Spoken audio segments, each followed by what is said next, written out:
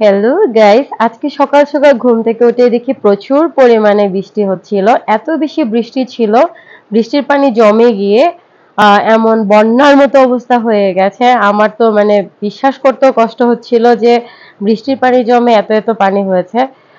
তার ভিতরে আমি সকালবেলা ঘুম থেকে উঠে আমার ছাদের দিকে তাকাতেই আমি দেখতে পেলাম আমার ছোট্ট পুকুরের মাছগুলো লাফ দিয়ে পানিতে চলে গেছে। তার ভিতরে একটাকে আমি চোখে দেখতে পেলাম, আরেকটাকে খুঁজেই পাচ্ছিলাম না।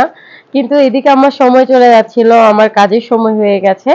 তাই আমি খুঁজে না বেরিয়ে বের হয়ে পড়েছি। আমি আবার তার ভিতরে আমার বরকে বলে আসছিলাম যেহেতু সে আরো পরে বের হবে। সে খুঁজতে মাছগুলোকে পেয়ে গেছে। কিন্তু আমাদের রূপচপেও এত পানি জমে গেছে তাদেরকে খুঁজে পাওয়া যাচ্ছিল না। পানি নিষ্কাশন ব্যবস্থা ভালো থাকার কারণে খুব দ্রুতই পানিগুলো সরে গিয়েছিল। তাই মাছগুলোকে খুঁজে পাওয়া গেছে ফাইনালি। আর এটা হচ্ছে বসুন্ধরা গেটের দিকে যাওয়ার পথে। এখানে এত বেশি পানি জমে গেছে, এদিকে গাড়ি যাওয়ার অবস্থাই নাই। সবকিছুই ডুবে যাবে এরকম অবস্থা। আর এখন হচ্ছে বা এই সময় ডেঙ্গুর একটা প্রকোপ থাকে বেশি।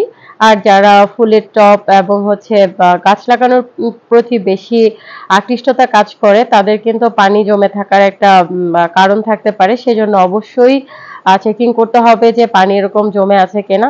আদারওয়াইজ ডেঙ্গু থেকে রক্ষা পাওয়া যাবে না।